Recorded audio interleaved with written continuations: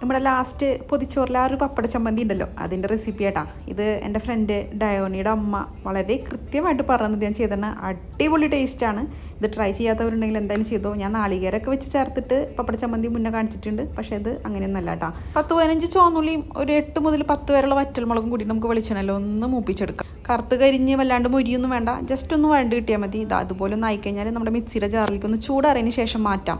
വറ്റൽമുളകൊന്ന് പൊടിച്ചിടണമെങ്കിൽ നല്ലതാണ്, പെട്ടെന്ന് ചതഞ്ഞ് കിട്ടും. പിന്നെ വാളംപുളി അത് നിങ്ങളുടെ ഇഷ്ടത്തിനനുസരിച്ചിട്ട് എങ്ങനെയാണെങ്കിൽ ചേർക്കാം. പക്ഷെ നല്ല പുളി വേണ്ടിയിട്ട് ചമ്മന്തിക്ക് അതൊന്ന് മിക്സായി കിട്ടുന്നുണ്ട്. ഞാൻ കഞ്ഞളാണ് ചേർക്കുന്നത്. ഇനി കഞ്ഞളില്ലാന്നുണ്ടെങ്കിൽ കുഴപ്പമൊന്നുമില്ല, കുറച്ച് വെള്ളം ഒഴിച്ചിട്ട് നിങ്ങൾ അരച്ചെടുത്താലും മതി.